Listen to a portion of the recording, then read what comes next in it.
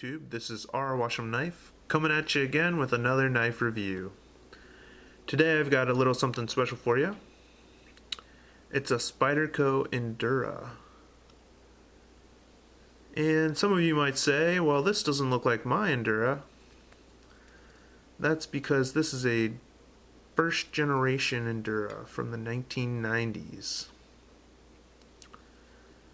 And as you'll notice,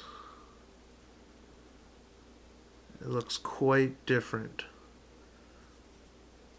from the Endura 4 of today. Briefly, I don't have the original specifications for the Generation 1 Endura, but I took down some of my own measurements.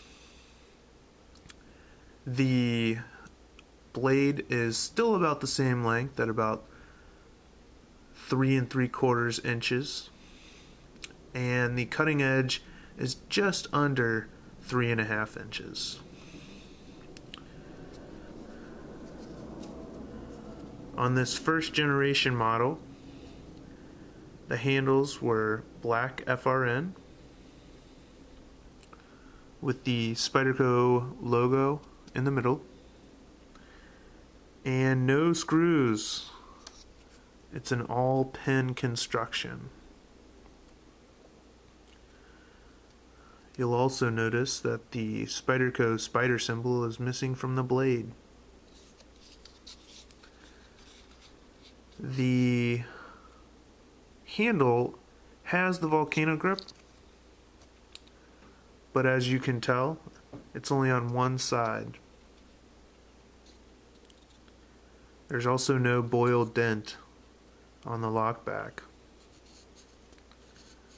You guys will have to excuse the white on the clip. I ran into some drywall with this knife, and a little got left behind. Speaking of the clip, it's integral to the handle. Back in the day, they did not screw their clips on or have wire clips that could be attached to the handle.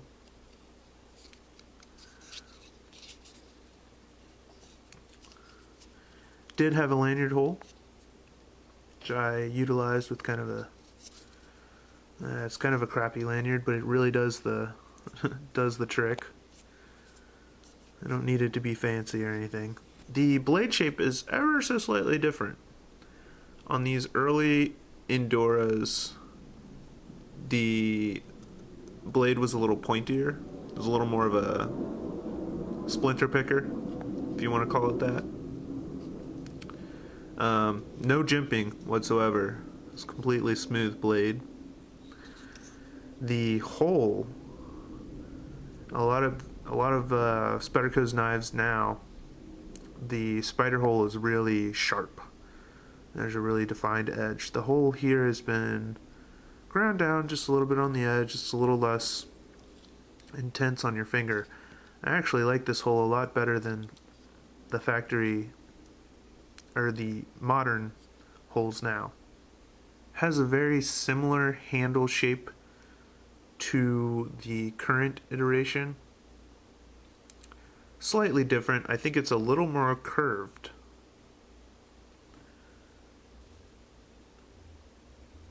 Than the handles that they're producing now.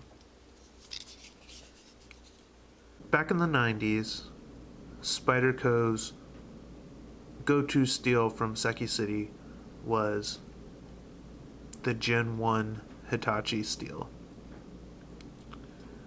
They rebranded this steel in their own knives as G2 stainless. So this Endura is stamped with G2 stainless, but I believe that several of the older models are also stamped with Gen 1 stainless. This is a great steel. It has really good edge holding capabilities.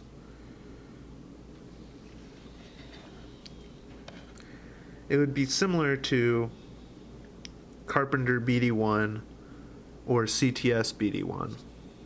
Overall, the Endura has been a great knife. It's really popular, and it stood the test of time.